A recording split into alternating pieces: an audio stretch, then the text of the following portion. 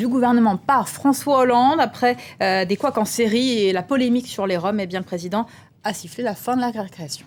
Et d'après Libération, Hélène, ces arbitrages conforteraient d'ailleurs plutôt le ministre de l'Intérieur Manuel Valls. Sur les questions de justice et d'immigration, François Hollande aurait tranché et opté finalement pour la ligne Valls, une ligne populaire à en croire les sondages, mais qui constituerait un choix risqué dans la mesure où il pourrait éloigner encore plus François Hollande de son électorat traditionnel.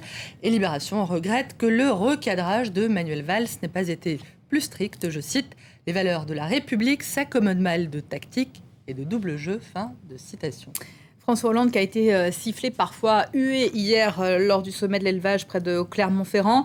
Le président a donc sermonné ses ministres, mais sans convaincre. C'est ce que pensent les Échos. Oui, le journal ne semble pas beaucoup croire à cette fermeté nouvellement affichée. Un scepticisme d'ailleurs partagé par Le Figaro qui évoque un recadrage qui ne parvient pas à dissiper le malaise et un rappel à l'ordre en trompe-l'œil. C'est la dernière fois, a martelé François Hollande en Conseil des ministres, mais c'était déjà la dernière fois en avril, au moment des critiques de Montebourg, Duflot et Hamon contre la politique de rigueur. La dernière fois aussi au moment du limogeage de la ministre de l'Environnement, Delphine Batho. Comme ils ont dû avoir peur, écrit l'opinion en évoquant ces ministres rappelés à l'ordre, dont aucun n'a pourtant été désigné nommément. François Hollande espère par ce flou préserver les contraires et sauver un maximum de voix, mais le désordre et le doute que cela crée lui en coûteront bien davantage. François Hollande qui, par ailleurs, semble avoir fait renoncer à sa promesse de campagne de mettre en œuvre une vraie politique de lutte contre le délit de faciès. Oui, là encore, la ligne Valls semble s'être opposée puisque le ministre de l'Intérieur, on s'en souvient, a dit haut et fort être hostile à l'idée de remise de récépissé lors des contrôles d'identité. Libération rapporte que 13 personnes qui avaient assigné l'État et le ministère de l'Intérieur en justice ont été déboutées de leur plainte. Les juges ont estimé finalement ne pas être compétents pour juger l'affaire sur le fond qui relèverait plutôt du débat politique. Ces 13 plaignants, Hélène, âgés de 18 à 35 ans, étaient tous noirs et arabes, soit le profil qui a entre 8 et 15 fois plus de chances que le reste de la population d'être contrôlé. Libération qui revient également ce matin sur la mise en cause de Rifat El-Assad, l'oncle déchu de Bachar el-Assad, qui est impliqué dans plusieurs affaires de biens mal acquis. Oui, Rifat El-Assad est en disgrâce depuis des années après avoir été l'homme de main de son frère, le père de Bachar el-Assad, Hafez el-Assad, sous le règne duquel il a personnellement supervisé le massacre de Hamas. C'était en février 1982.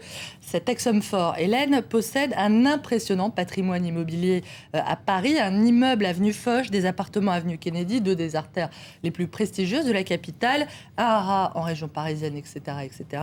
Un patrimoine que plusieurs ONG anticorruption soupçonnent d'avoir été acquis avec l'argent du peuple syrien. C'est faux, assure son fils, qui affirme que Rifat El-Assad est parti sans rien. Alors d'où vient l'argent, d'après lui, de quasiment tous les pays arabes, surtout des pays du Golfe, qui auraient ainsi financé son opposition politique au régime. Le Parisien, lui, s'intéresse au mondial de foot de 2022 qui se tiendra au Qatar. Le journal s'inquiète des températures élevées. Oui, il y a la chaleur, courir sous 40 degrés. Et moi, donc, du Parisien, qui évoque aussi et surtout les conditions de construction des sites. The Guardian, le journal britannique, a notamment révélé que 44 Népalais employés sur les chantiers de construction étaient morts entre le 4 juin et le 8 août dernier, à cause de conditions de travail proches, je cite, de l'esclavage moderne. Des informations qu'ont réfuté les autorités. Il y a aussi les problèmes de soupçons de corruption. Bref, un coup de chaud du plus mauvais effet. Le Parisien, Hélène, qui nous parle aussi rapidement comment y échapper de la parution prochaine du livre de Cécilia Sarkozy. On apprend notamment, Hélène, que les relations entre ces deux-là se sont apaisées. Tant mieux, on est content. Ils se parlent, assure un proche du couple.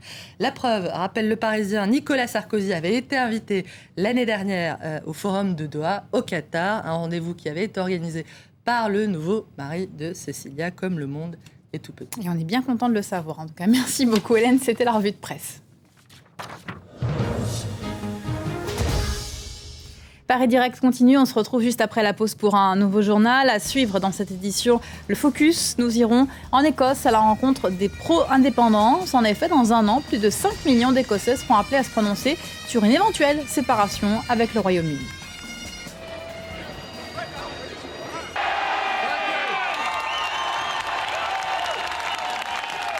Now it's time for the nation of Scotland